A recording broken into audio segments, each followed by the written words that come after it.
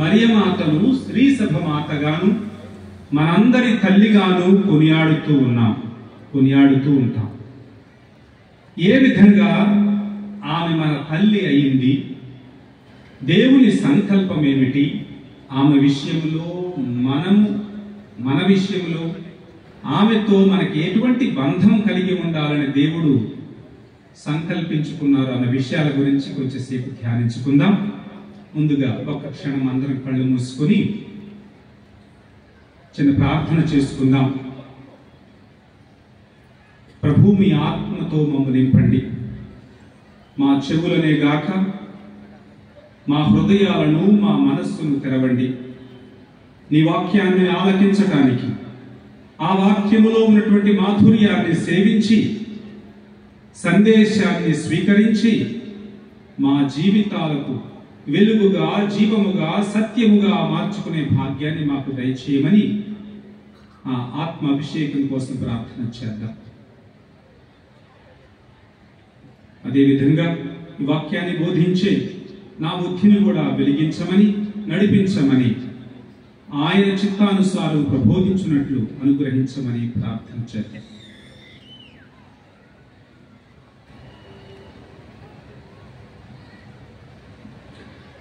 క్రీస్తునాథుని యందు ప్రియమైన సహోదరి సహోదరులారా, యోహాను శుభవార్త 1వ అధ్యాయం ఈ విధంగా ప్రారంభమవుతుంది. ఆదిలో వాక్కు ఉండెను, ఆ వాక్కు దేవుని యొద్ద ఉండెను, ఆ వాక్కు దేవుడై ఉండెను. కాలము సంపూర్ణమైనప్పుడు ఆ వాక్కు నరరూపధారుడై మన మధ్యలో జన్మించి మనతో వసించాడు అని. ఆయన వెలుగై తన వారి మధ్యకు వచ్చెను, కాని తన వారు ఆయనను తృణీకరించారు, అంధకారాన్నే ఎన్నుకున్నారు అని 1వ అధ్యాయములో యోహాను గారు చెప్తున్నారు. 2వ అధ్యాయం ప్రారంభములో 1 నుంచి 10వ వరకు వచనాలను కానాపల్లెలో పెండ్లి గురించి చదువుతూ ఉంటాం. ఆయన ఆదిలో వాక్కై ఉండెను, ఆ వాక్కు దేవుడై ఉండెను, ఆ దేవుడు మన మధ్యకు వచ్చారు. మరి ఆయన రావడం వల్ల మనకు కలిగే మేలేమిటి అని ఎవరైనా ప్రశ్నిస్తారు. దానికి సమాధానం ఇస్తూ యోహాను గారు చెప్తున్నారు, ఎక్కడైతే ఆ క్రీస్తు ప్రభుని యొక్క సాన్నిధ్యం ఉంటుందో అక్కడ సమస్తము సమృద్ధిగా దొరుకుతాయి. ఆయన ఉన్న చోట ఎటువంటి కొరతకు గాని, ఎటువంటి లోటుకు గాని తావుండదు. అదే సమయంలో ఆ 2వ అధ్యాయములోనే మరియమ్మ గారిని మనకు పరిచయం చేస్తున్నారు యోహాను గారు. సకల వరముల ప్రదాత, సకల అద్భుతాలకు మూలకారకుడు ఆ భగవంతుడే. ఈ రోజు కూడా ఏదైనా అద్భుతం చేయాలి అంటే అంతోని వారో, మరియమ్మ గారో, లేకపోతే ఇంకొక పునీతుడో చెయ్యరు. ఈ రోజు కూడా సకల వరముల ప్రదాత, సకల అద్భుతాలకు కారణభూతుడు ఆ భగవంతుడు ఒక్కడే. మరి మరియమ్మ గారి పాత్ర ఏంటి, అంతోని వారి పాత్ర ఏంటి, ఇతర పునీతుల యొక్క పాత్ర ఏంటి? వాళ్ళు మధ్యవర్తులు, వాళ్ళు దేవుని యొక్క స్నేహితులు. ఎవరైతే నా వాక్యమును ఆలకించి దాని ప్రకారం జీవిస్తారో వాళ్ళు పరలోక రాజ్యంలో వారికి స్థానం ఉంటుంది అని చెప్పారు క్రీస్తు ప్రభు. అంటే దేవుని యొక్క వాక్యాన్ని ఆలకించి దాని ప్రకారం జీవించినటువంటి ఆ మరియ తల్లి కానివ్వండి, ఇతర పునీతులు కానివ్వండి, మంచి మధ్యవర్తులు. మన కోసం ఆ దేవుని వద్ద ప్రార్థన చేస్తారు. వాళ్ళు ఆయన స్నేహితులు కాబట్టి వాళ్ళు ఏది అడిగినా గాని ఆ దేవుడు ప్రసాదిస్తారు, చేస్తారు. 2వ అధ్యాయంలో కానాపల్లెలో ఒక పెండ్లి విందులో ద్రాక్షారసం అయిపోయింది. యేసు ప్రభు కూడా అక్కడే ఉన్నారు, ఆయన తల్లి మరియమ్మ గారు కూడా అక్కడే ఉంది. ద్రాక్షారసం అయిపోయింది. ఆ కుటుంబానికి పరువు పోయే ఒక సందర్భం అది. వాళ్ళు వచ్చి యేసు ప్రభువుని అడగలేదు, ఆయన యొక్క తల్లిని కూడా ప్రార్థించలేదు. ఆమె ఒక తల్లి మనస్తత్వముతో వారి యొక్క అవసరాన్ని గమనించింది. అడగకుండానే వారి యొక్క కొరతను గమనించింది, గుర్తించింది. వెంటనే తన కుమారుడి వద్దకు వెళ్ళి, అయ్యా, వాళ్ళకి ఏదో ఆపద వచ్చింది, నీవే ఆదుకోవాలి. అమ్మా, నా ఘడియ రాలేదని నీకు తెలియదా అంటారు. నీ ఘడియ గురించి నాకు తెలుసు. 30 సంవత్సరాల క్రితం దేవదూత వచ్చి నా దగ్గర చెప్పాడు, ఆయన మహనీయుడై మహోన్నతుని కుమారుడని పిలువబడతాడు, సాక్షాత్తు దేవుని కుమారుడికి నీవు జన్మనిస్తావు అని చెప్పారు. అది నేను ఇప్పటికీ నమ్ముతున్నాను. నా చెవులలో మ్రోగుతూ ఉన్నాయి ఆ మాటలు. నీవు చేయగలవు అని నాకు తెలుసు నాయన, నీవే ఏదో ఒకటి చెయ్యాలి అని పట్టుబట్టింది. ఎవరిచ్చారు ఆ బాధ్యతను ఆమెకు? ఆమెకెందుకు? ద్రాక్షారసం అయిపోతే ఆమెకెందుకు? వాళ్ళు ఇబ్బందుల్లో ఉంటే ఆమెకెందుకు? అయినా ఒక తల్లిగా వాళ్ళ అవసరాలను గుర్తించి తన కుమారుడు వద్ద ప్రార్థన చేసింది. తన కుమారుడు కూడా తల్లి మాటను కాదనక ఆ అద్భుతాన్ని నెరవేర్చాడు. ఆ కుటుంబాన్ని ఆపద నుంచి, కొరత నుంచి దరిచేర్చాడు, కాపాడాడు. అప్పటికి మరియమ్మ గారికి ఎవరూ ఒక బాధ్యతనివ్వలేదు. అమ్మా, ఇదిగో నీ కుమారుడు, ఇదిగో నీ బిడ్డలు, వీరి ఆలనా పాలన చూసుకోమని 2వ అధ్యాయం యోహానులో ఇవ్వలేదు యేసు ప్రభు. ఏ బాధ్యతను పొందకుండానే ఆమె తన బిడ్డల యొక్క అవసరాన్ని గుర్తించి, చలించి, స్పందించి వారి కోసం దేవుని వద్ద ప్రార్థన చేసింది, అద్భుతాన్ని చేయించింది. మరి యేసు ప్రభు చనిపోయే ముందు శిలువపై నుంచి ఆమెకు ఒక బాధ్యతను అప్పగిస్తున్నాను. అమ్మా, నేను వెళ్ళిపోతున్నాను. 30 సంవత్సరాల పాటు నన్ను పోషించావు. 9 మాసాలు నన్ను మోసి, కని, పెంచి పోషించావు. ఇక నుంచి నీకు ఆ బాధ్యత లేదు. నేను నా తండ్రి వద్దకు తిరిగి వెళుతున్నాను. కానీ వెళ్లే ముందు నీకు మరొక బాధ్యతను అప్పగిస్తున్నాను. ఇదిగో నీ కుమారుడు అని యోహానును చూపిస్తున్నారు. అంటే ఆయన స్థానంలో మన అందరినీ చూపిస్తూ యేసు ప్రభు మనందరినీ ఆమెకు బిడ్డలుగా దయచేస్తున్నారు. ఇదిగో నీ బిడ్డలు, వీరి యొక్క ఆలనా పాలన నీదే అని మనందరినీ ఆ శిలువ మీద నుంచి యేసు ప్రభు ఆ తల్లికి అప్పజెప్తున్నారు. ఇక నుంచి నీవే తల్లిగా ఉండాలి, వీరి ఆలనా పాలన చూసుకోవాలి. ఇటువంటి బాధ్యతను స్వీకరించక ముందే ఆ కుటుంబం యొక్క అవసరాన్ని గుర్తించి వారి ఆపదలో ఉన్నటువంటి ఆ కుటుంబాన్ని సంరక్షించిన మరియమ్మ ఇంతటి గొప్ప బాధ్యతను తన కుమారుని దగ్గర నుంచి పొందిన తర్వాత ఇంకెంతగా మన యొక్క ఆలనా పాలన గురించి ఆలోచిస్తుంది, ఇంకెంతగా మన యొక్క ఆపదలలో, కష్టాలలో, కన్నీళ్లలో మనకు తోడుగా ఉంటుందో ఒక్కసారి ఊహించుకోండి. దేవుడు ఆమెకు ఇచ్చినటువంటి బాధ్యత. లూకా శుభవార్త 1వ అధ్యాయము 26వ వచనము నుంచి 38వ వచనం వరకు మరియమాత మంగళవార్తను గురించి చదువుతున్నాం. ఏం జరుగుతుంది అక్కడ? దేవుని తరపున ఒక దేవదూత వస్తాడు, గాబ్రియేలు దేవదూత. అనుగ్రహ పరిపూర్ణురాలా, నీకు శుభము. ఆ దేవుని యొక్క శక్తి చేత పవిత్రాత్మ నీపై దిగి వస్తాడు.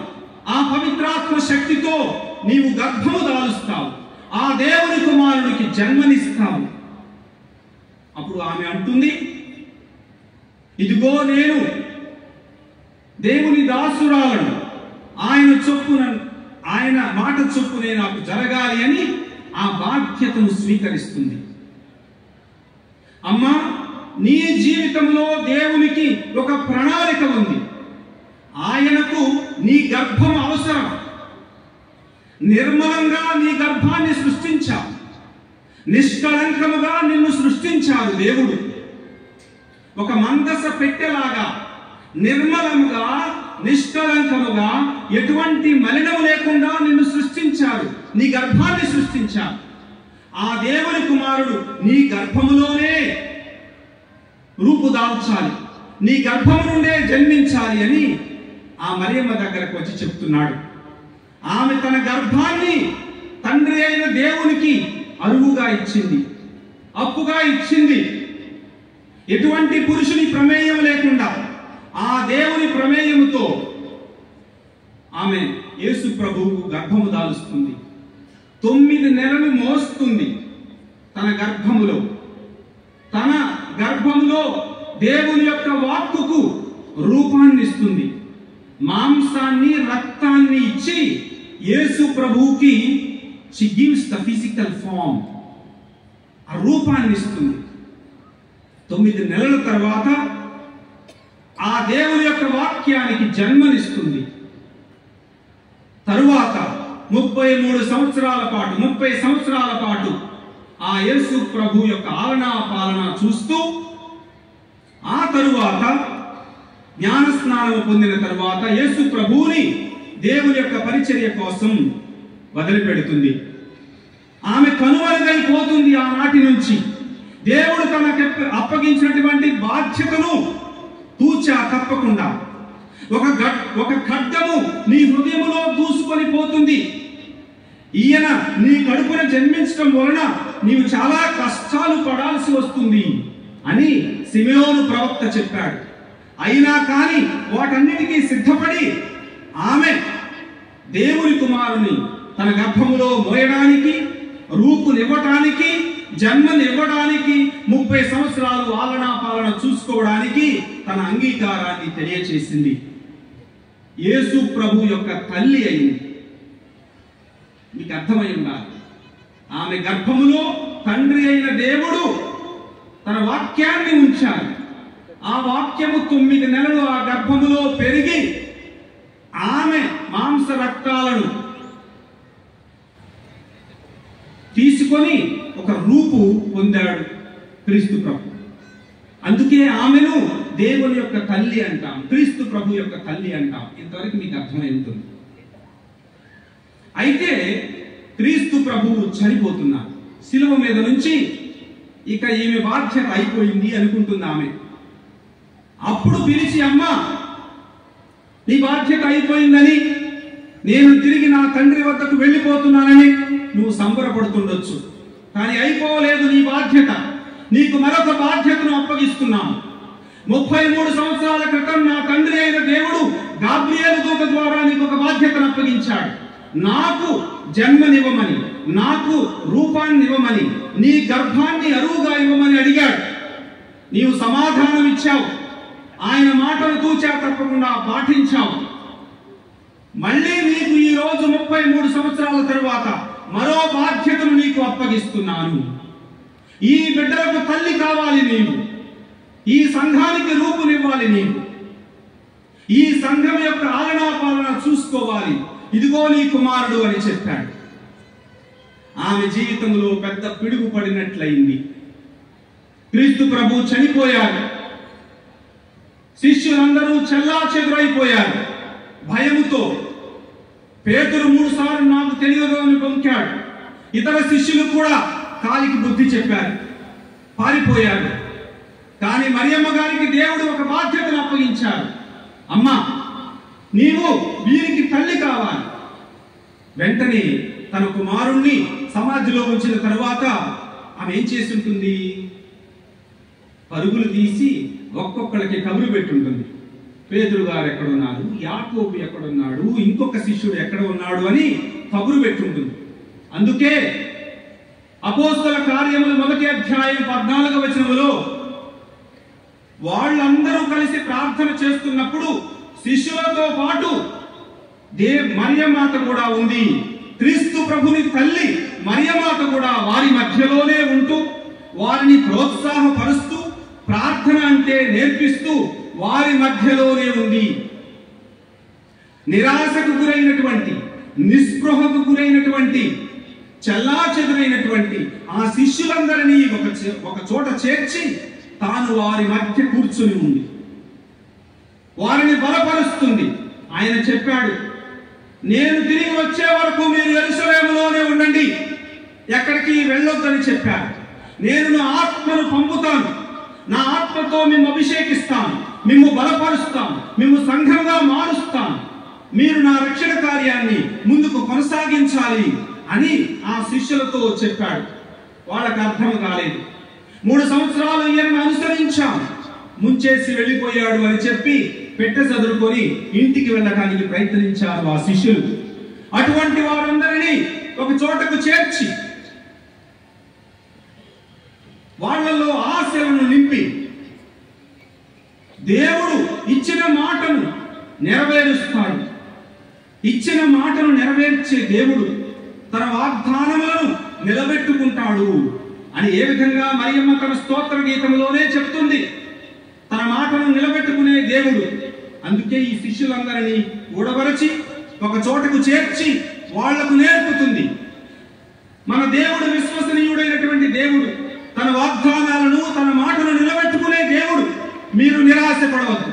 ఆయన చెప్పినట్లుగానే మీ మీదకు తన ఆత్మను పంపుతాడు, తన ఆత్మతో అభిషేకిస్తాడు అని వాళ్ళందరినీ ఒక చోట చేర్చింది. వాళ్ళందరినీ ఉత్సాహపరుస్తుంది, వాళ్ళందరినీ ఐక్యపరుస్తుంది. అంతేకాదు పవిత్రాత్మ గురించి వాళ్లకు నేర్పుతుంది. పవిత్రాత్మను స్వీకరించటం ఎలా, ఆత్మచేత నింపబడటం అంటే ఏంటి, ఆత్మచేత అభిషేకింపబడటం అంటే ఏంటి, ఈ విషయాన్ని మరియమ్మ గారు తప్ప ఇంకెవరు వివరించగలరు? ఎందుకు 33 సంవత్సరాల క్రితం అనుగ్రహ పరిపూర్ణురాలా నీకు శుభము, దేవుని యొక్క ఆత్మ నీపై దిగి వస్తుంది, ఆ ఆత్మ శక్తితో నీవు గర్భము దాలుస్తావు. పాత నిబంధనలో ఏ విధంగానైతే దేవుడు గుడారముపై దిగి వచ్చి తన సాన్నిధ్యంతో ఆ గుడారాన్ని నింపేవాళ్ళు, అదే విధంగా నిన్ను ఆవరించును అదే పవిత్ర ఆత్మ. మోషే ప్రవక్తను గుడారములకు పిలిచి దేవుడు ముఖాముఖిగా ఆయనతో మాట్లాడేవారు.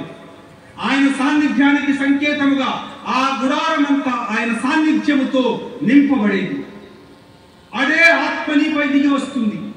ఏ ఆత్మ అయితే 40 సంవత్సరాల పాటు ఇశ్రాయేలు ప్రజలను ఎడారి మార్గములో నడిపించిందో, దీపస్తంభ రూపములోను మేఘ రూపములోను వారి మధ్య ఉండి నడిపించిందో, అదే ఆత్మ నీపైకి దిగి వస్తుంది.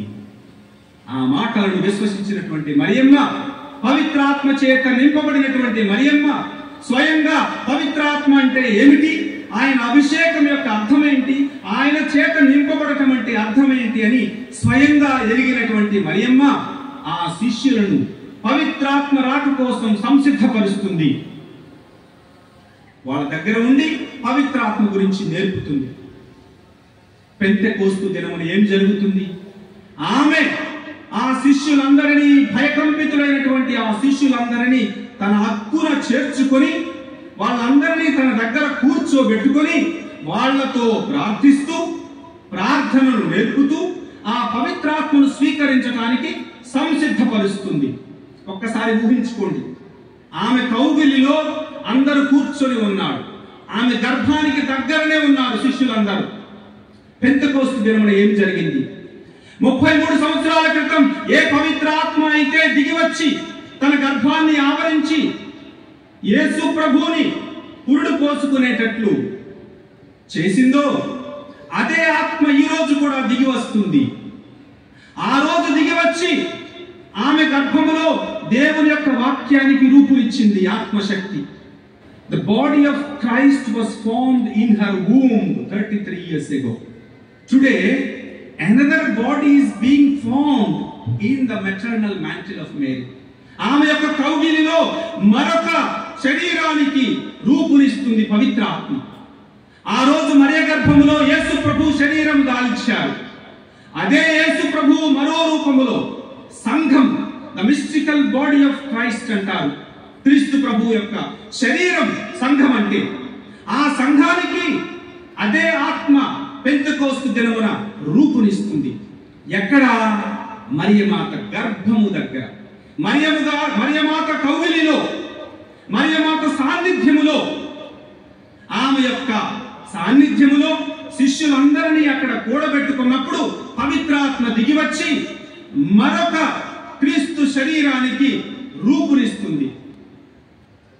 ఆనాడు పవిత్రాత్మ దిగి వచ్చినటువంటి ఆ శిష్యులు పవిత్రాత్మ చేత అభిషేకింపబడి ఒక సంఘముగా మారతారు. They become the church, the mystical body of Christ.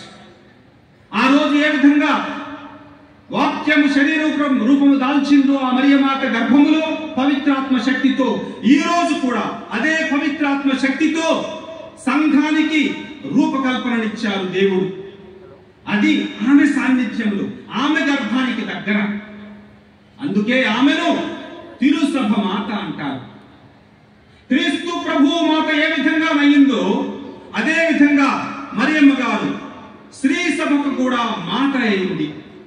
ఏ విధంగా క్రీస్తు ప్రభువుని గర్భాన దాల్చి జన్మమిచ్చిందో అదే విధంగా తిరుసభను కూడా తన గర్భాన దాల్చి పవిత్రాత్మ శక్తితో రూపునిచ్చి జన్మనిస్తుంది తిరుసభకు.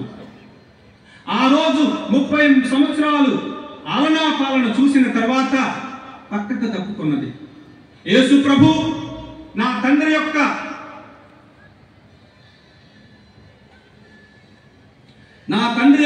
పనిని చేయడానికి వచ్చాను అని చెప్పారు. ఆమె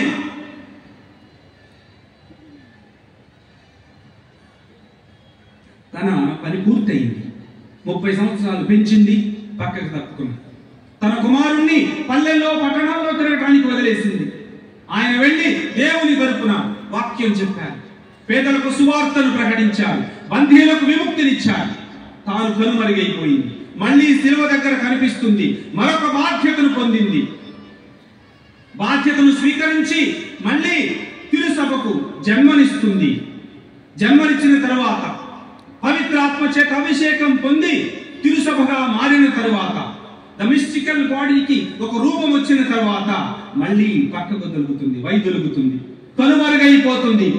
ఇక నుంచి తన యొక్క సాన్నిధ్యంతో అవసరం లేదు. అభిషేకాన్ని పొందినటువంటి ఆ శిష్యులు ఆ దేవుని యొక్క కార్యాన్ని ముందుకు తీసుకొని వెళ్ళగలుగుతారు అని తాను కనుమరుగైపోయింది. ఇది మరియమ్మ గారికి దేవుడు ఇచ్చినటువంటి పాత్ర. దేవుని యొక్క తల్లిగా ఆమెకు ఒక బాధ్యతను అప్పగించారు. తిరుసభకు తల్లిగా ఉండమని, తాను ఈ లోకాన్ని వీడి వెళ్ళిపోయిన తరువాత వారి వెంట ఉండి ఆ మిస్టికల్ బాడీ రూపొందే వరకు ఆ తిరుసభ అనే శరీరం క్రీస్తు ప్రభువుని యొక్క మౌలిక శరీరం, వేద శరీరం రూపు దాల్చే వరకు వాళ్లతోనే ఉంటూ తరువాత కనుమరుగైపోయింది. కానీ ప్రియమైన దేవుని బిడ్డలారా, అంతటితో ఆమె యొక్క పాత్ర అయిపోలేదు. 2000 సంవత్సరాల నుంచి మనల్ని వెన్నంటి మనతోనే నడుస్తూ ఉంది. ఆనాడు ఆయన అప్పగించారు, ఇదిగో నీ కుమారుడు, ఇదిగో నీ తల్లి అని. ఆ బాధ్యతను స్వీకరించినటువంటి మరియమ్మ గారు ఈనాటి వరకు మనందరి యొక్క ఆలనా పాలన చూస్తూనే ఉంది. ఆ రోజు ఎటువంటి బాధ్యత లేకుండానే కానాపల్లెలో ఆ కుటుంబం కోసం పోరాడినటువంటి మరియమ్మ గారు నిజంగానే పోరాడింది. అమ్మ నీకెందుకు, నా గడియ రాలేదు అన్నా గాని పట్టుబట్టింది. దేవుడు మనసు మార్చుకోవలసి వచ్చింది. మార్చుకుంటారా అట్లా? దేవుడు మనసు మార్చుకుంటారా? కొన్నిసార్లు మనం 4 రోజులు ప్రార్థన చేస్తాం, 5వ రోజు అలసిపోతాం, 4 రోజులకి గుడి మానేస్తాం.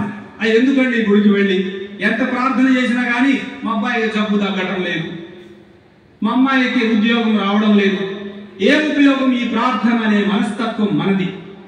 కానీ ఆ రోజు మరియమ్మ గారు పట్టుదలతో, అయ్యా నీ గడియ వచ్చిందో రాలేదు కానీ నీలో ఆ శక్తి ఉన్నదని, అద్భుతాన్ని చేయగలవు అని నేను నమ్ముతున్నాను అని తన యొక్క ప్రగాఢమైనటువంటి విశ్వాసాన్ని ప్రకటించి ఇతరుల లాభం కోసం, ఇతరులను సేవించడం కోసం, వాళ్ళ యొక్క కష్టాలలో నుంచి ఆదుకోవడం కోసం పట్టుబట్టి ప్రార్థన చేసింది. పాత నిబంధనలో ఒకసారి యెషయా ప్రవక్తను దేవుడు ఆహాజు రాజు వద్దకు పంపుతారు. వెళ్ళు, ఆ రాజుతో ఒక మాట చెప్పు. రాజుల గ్రంథం 20వ అధ్యాయంలో ఉంటుంది ఈ సంఘటన. ఆయన ఇంకా 15 రోజులే బ్రతుకుతాడని చెప్పు, మూటాముల్లే చదువుకోమని చెప్పు, ఇంకా 15 రోజులే నేను ఆయనకి ఇస్తున్నాను ఆయుష్ అని చెప్పి యెషయా ప్రవక్తను పంపిస్తాడు. యెషయా ప్రవక్త వెళ్ళి రాజుతో ఈ మాట చెప్తాడు, ఇది ప్రభుని వాక్కు, నువ్వు 15 రోజులే ఉంటావు, నీ పెట్టే బేడ చదువుకో అని చెప్పాడు. వెంటనే ఆ రాజు బోరున ఏడుస్తూ, ప్రభు నేనేం తప్పు చేశాను, సాధ్యమైనంత వరకు విశ్వసనీయంగా జీవించడానికి ప్రయత్నించాను, నన్ను క్షమించు అని బోరున ఏడ్చాడు. ఆ పరిశుద్ధ గ్రంథం చెబుతుంది, ప్రవక్త ఆ రాజభవనమును కోటను దాటి వెళ్ళక ముందే మళ్ళీ దేవుని వాక్యం ఆయన వద్దకు వస్తుంది.